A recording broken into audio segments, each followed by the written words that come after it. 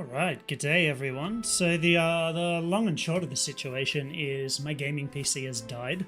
So I can't really do any recording. I tried to record a magic video a couple weeks ago. And spent a whole day playing, had a blast. Between playing and video recording, spent the whole day on it. But the footage was just terrible and unusable because I'm gaming on my study laptop and it just doesn't have the chops to record that very effectively and do everything I want to do. So look, the only stuff I can really do on this PC is really simple games, which is what we're doing today. We're jumping in for a bit of a Shattered Pixel Dungeon, which is a free open source software game that I've been playing on my mobile for a while. It's just recently launched a demo on Steam, but you can still find the full version on GitHub or other places. Play it on your phone, play it on your laptop. But yeah, just launched on Steam for desktop, so I'm going to check it out a little bit. You can see I have been playing a bit, but we're going to start a new game just to walk you through it. I haven't unlocked all three of the characters. Basically, when you start, you're only going to have access to this guy, the warrior, and you access other characters by performing certain game actions. To get the mage, you have to use a certain amount of upgrade scrolls. To get the rogue, you have to perform a certain amount of sneak attacks, and the final character, you need to use a certain amount of thrown weapons. My personal favorite character is the mage, although I'm really trying to master the huntress at the moment. Don't have access to her, so yes, still a good name. Still a good name. We're sticking with that. You can't name your characters on the mobile version, but you can here. Anyway, we're going to start a new game. We're going to play as the mage. He's arguably the easiest in the early game, although he has been nerfed recently for that reason.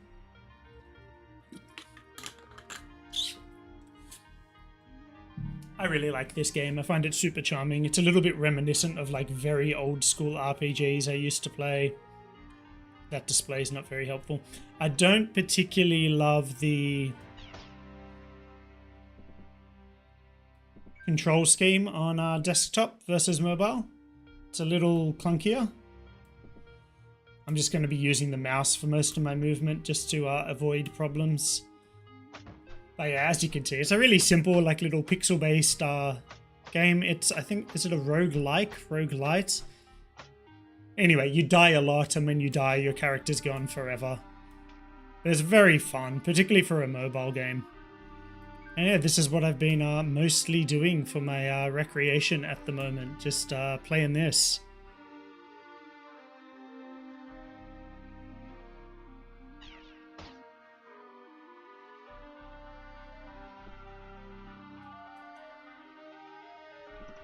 Very simple game. Kind of turn-based, super simple graphics, very easy on the system. I still don't know if I'm going to be able to stream this successfully, so this could be a very short-lived stream. Very short-lived. Yeah, my bitrate is pretty low. Pretty low. I don't know if I can actually do anything about that. Tell you what though, I am going to move myself over to this little corner here. The long and short of it is, I basically just wanted to show off this game to you guys because I think it's great. Like, for a free game, it is genuinely very good. Genuinely very good. There's a lot of content. It has a lot of replayability. Okay, let me just check my stream settings real quick.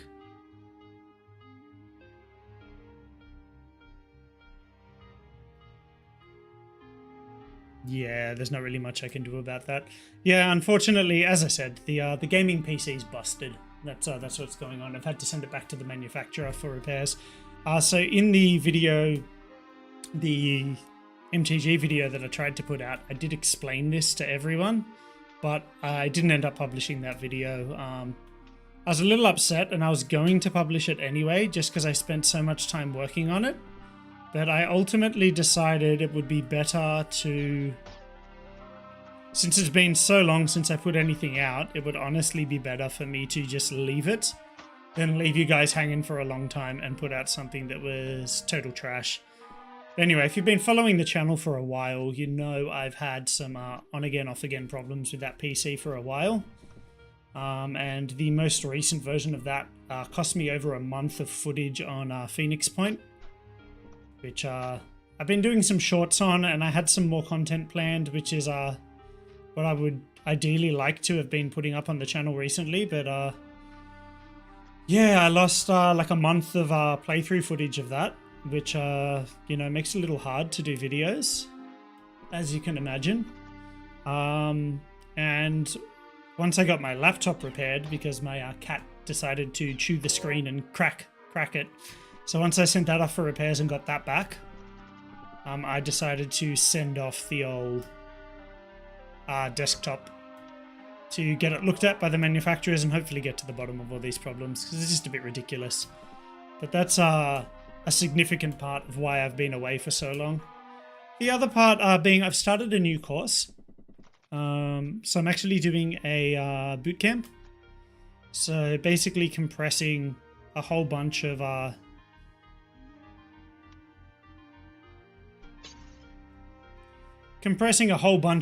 stuff down into 6 months. So I've also just been super busy, you know?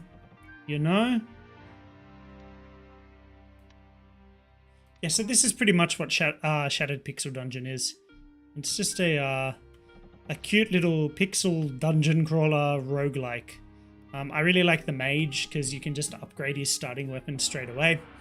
As I said, you can find this on the Steam store for free. The whole game is free, as I mentioned on GitHub. But yeah, there's a desktop demo. It's only got the first 10 levels, which is about half the game. I think there's 20 levels. So there's 4 bosses. 10 levels gets you up to the second boss. So yeah, we'll say roughly half the game. But I just love this game. I have found it so charming and so addictive.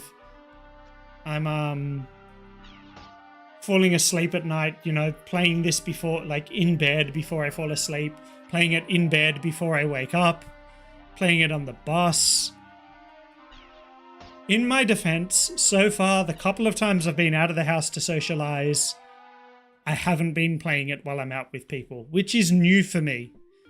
When I've got into mobile games before, I have very much, while out for coffee, pulled out my phone to play a game instead of talking to the person I'm with. I am not proud to admit, but I have been that guy many, many a time.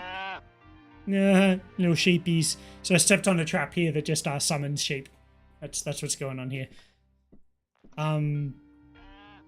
So somewhere on this level there will be a potion that would let me levitate above all these traps to not have to trigger that, but that's a relatively harmless trap, so I don't mind just triggering it.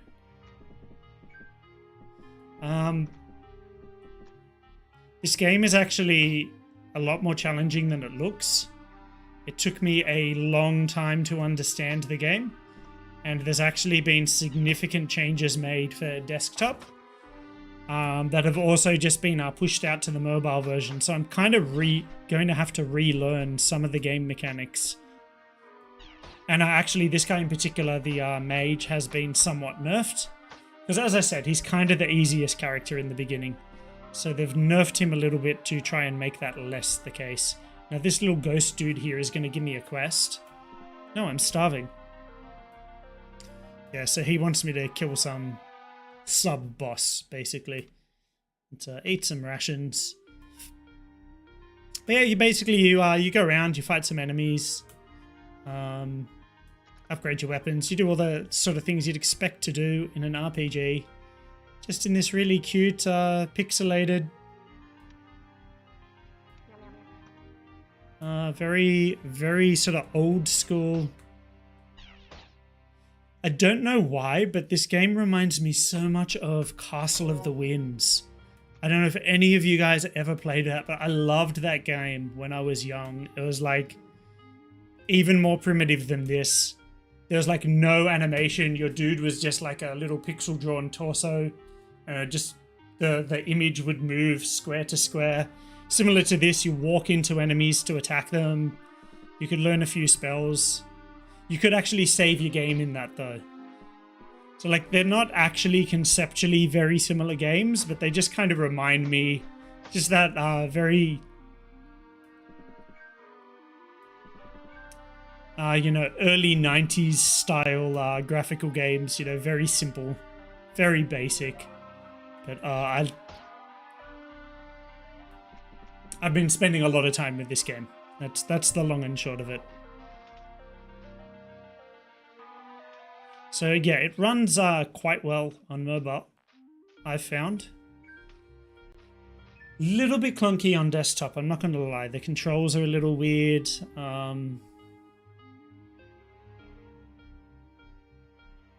And whether that's just because I'm used to playing it on a touchscreen, where obviously controls are relatively intuitive, you know, whether it's about that or something else is kind of hard to say.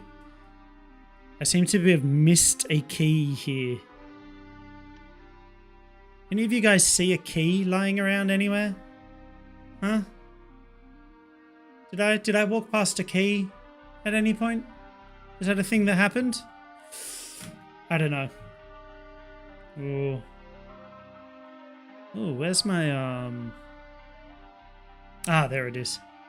I haven't YouTubed in so long, I'm forgetting where to find the information and whatnot. And of course now I can't see what's going on.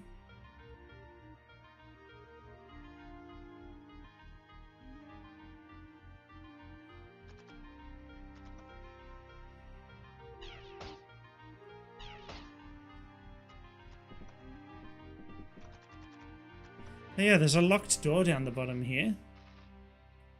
I don't have a matching key. So that can mean a couple of things. Sometimes it means that on the floor... It either means you've missed the key somewhere, or that somewhere on the floor upstairs there's a room like this one where we're currently going, where you can basically drop down from the floor above. And it will hurt you a lot, but you usually end up getting some cool gear.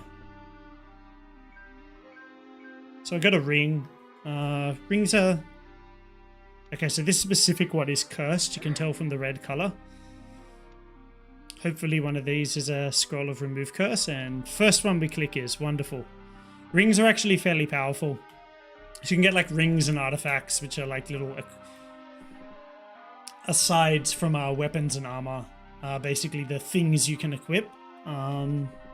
Artifacts at first will kind of seem more powerful, but they're not necessarily, depending on your character. Depending on your character, certain rings can actually be significantly more powerful. Yeah, I want to go down. I went to the wrong staircase. These little snaky boys are actually really hard to hit. They have a very high dodge skill. About as high actually as some of the late game enemies. But because the mage uses magic attacks, he kind of bypasses the dodge mechanic.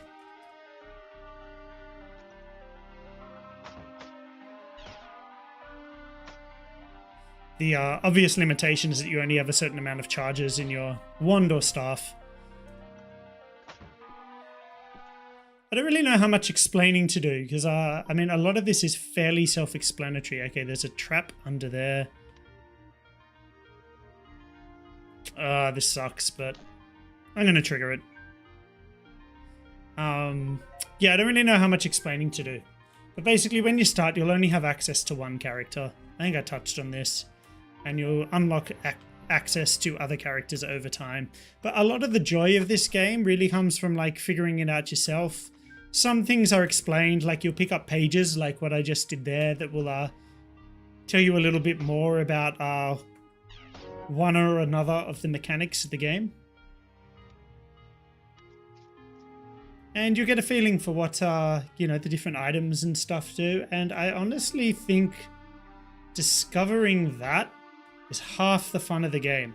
Okay, see, I'm out of zaps on my wand. These crabby guys are actually kind of tough.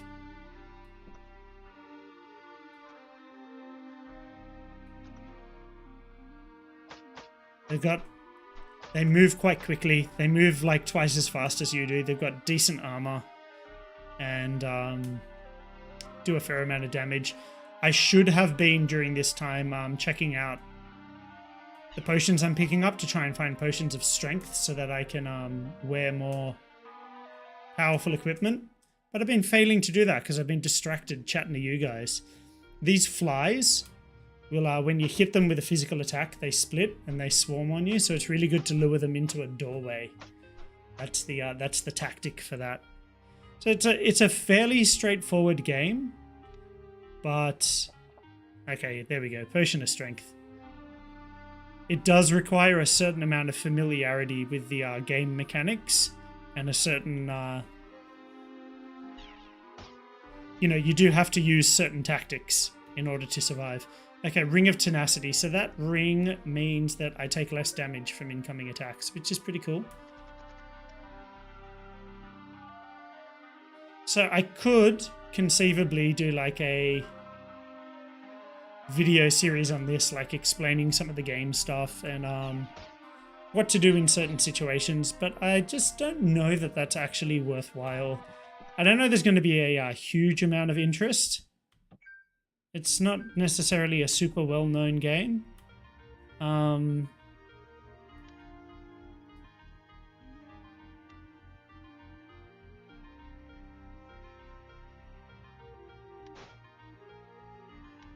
But I just wanted to show it to you guys because I think it's great, and I think some of you out there might enjoy it. So basically, as you play the game, you'll pick up these pages, as I said, which fill out this journal, which will tell you about, for example, like it'll give you recipes for alchemy, which is what you just saw me do, where you can create potions or scrolls or transform them into different things. And also explain different things like how to search and examine, surprise attacks, dealing with hunger, etc., etc. So you don't get all of that information straight away. You sort of discover it as the game unfolds, which you may or may not like. Again, you always want to lead these flies into a doorway. It does mean some things aren't particularly well explained, and you're also likely to miss the explanation for some things. But it's not such a difficult and mechanically in-depth game that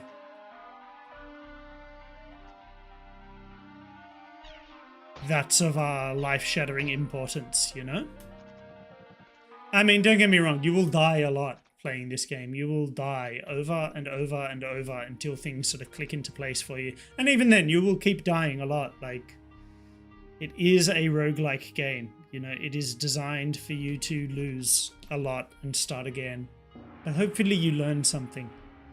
It's not the destination, it's the journey and the friends you made along the way. Or something like that.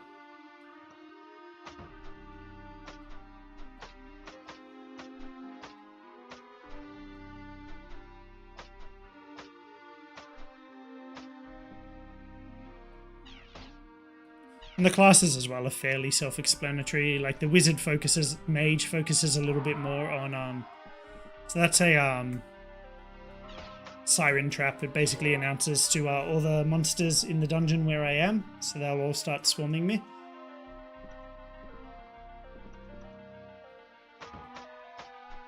The warrior's a little more like, most of his abilities are around like survivability, basically. Like he gets shielding. The mage gets to do magic, focused on like wands and magic attacks, which are strong but have their own drawbacks. I did find another potion of strength, so I can wear better armor. Wonderful.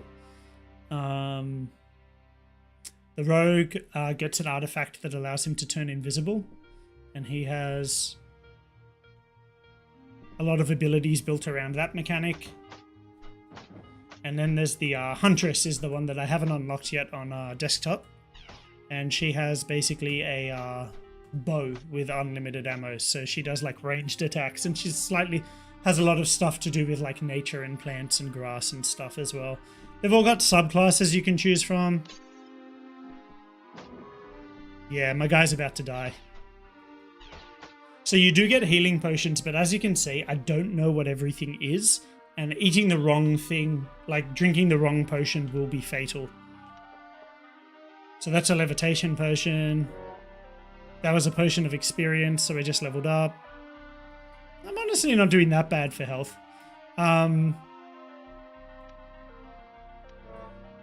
But yeah, it's a classic sort of like limited resources, limited knowledge, enemies are powerful, roguelike situation.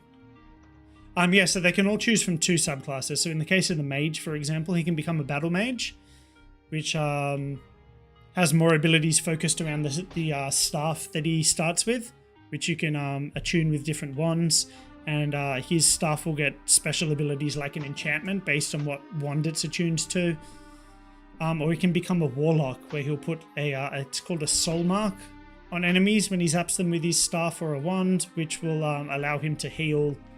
And there's a food mechanic, a satiety, so he'll basically gain food points and heal when he hits an enemy that's marked.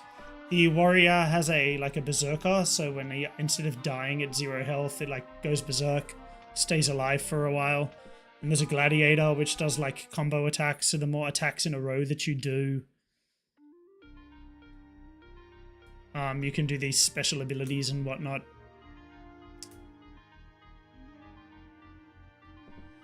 The thief has an assassin subclass, which is obviously about sneak attacks and doing like a lot of damage in one attack. And his other subclass is, I think, called the Free Runner, which I haven't actually used yet, so I don't know too much about it, but it's about like running around and building up momentum and attacking from range. And the Huntress can multi-class to a Sniper. So her missile attacks become armor piercing, and whenever she uses a thrown weapon, she can follow up with a bonus attack or a special attack from her bow. Or she can become a warden, who's slightly more in tune with like plants and nature and stuff. Oops, did not mean to zap there. Yeah, so that's this game, and that's what I've been playing.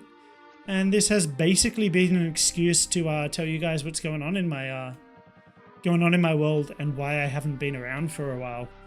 I mean, I certainly did sort of take a break from MTG for a while, and I'm still not playing a huge amount of it.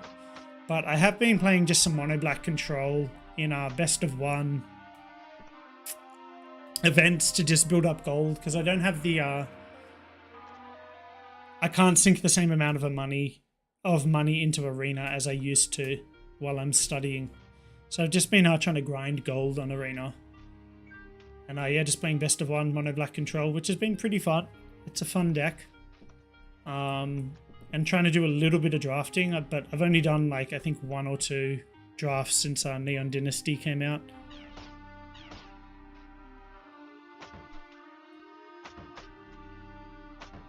So dodging around the grass like this means that I can sneak attack each time. So he loses track of me behind the grass somehow.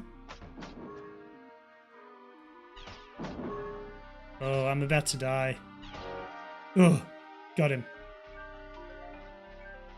I do also have this, these little dewdrops I'm collecting will heal me as well, so I can do that. Yeah, I've been playing mono black control. As I said, I did try to record a video for you guys, but the quality was just horrible. Didn't want to do it. Didn't want to disrespect you guys like that. But I also just wanted to pop on, play a little bit of a game with you guys, let you know that I'm still around. This game is actually surprisingly, I'm playing really badly and not doing a lot of things that I should be.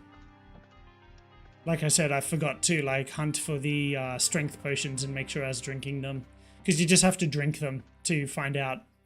So each character will be able to identify different scrolls and potions by default. So the mage can do like a potion of burning flame, scrolls of upgrade, scrolls of identify, and I think 1 other potion as well. The warrior will know potions of healing, potions of strength. Everyone knows the scrolls of identify. And I think scrolls of rage, which is like a taunt effect. Yeah, so you kind of have to figure it out as you go along. And like in each 5-level section of the dungeon, you'll always find, if you're exploring fully, you'll always find 2 potions of strength, 3 potions of upgrade. And you typically will find a potion of strength on the first floor where you start. So, you know, you'll sort of develop systems. Like I will generally suss out potions on the first floor. Like drink a couple because one of them's probably a potion of strength, and then I know what that looks like. You don't want to be drinking potions of health because they're limited.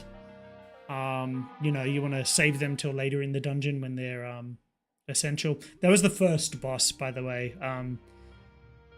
Once you're familiar with once you understand the bosses in this game, they're actually easier than the mobs, than just the trash mobs, less dangerous.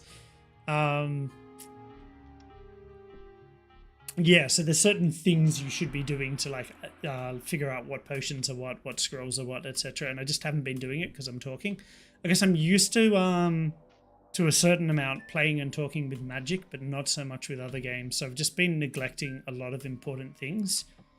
But as you can see, I'm also like, I'm doing fine.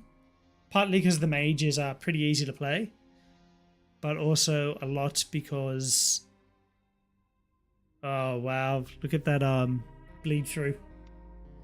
I've just played the game a lot. But yeah, they have overhauled a bunch of mechanics in the game, like alchemy and stuff, so I need to relearn them. So I just started a new run through on my mobile as well. But yeah, just check this game out. It's so cute, and it's free. And the guy who, so it's based on another game that's like free open source called Pixel Dungeon, and there's a whole bunch of variations of them. So this is just one variant of Pixel Dungeon called Shattered Pixel Dungeon. There's like remixed Pixel Dungeon. Even the name Shattered Pixel Dungeon, I think, is sort of an homage to a slightly different version. But the guy who develops this particular version has just been like maintaining it for years, free of charge, just as like a little labor of love, which I think is really cool. I've really been enjoying it on mobile, so I just wanted to share it with you guys. And it's probably about the only game this laptop can actually like stream or record. It's the only game I could think of that's but yeah, I really like it. I love this game.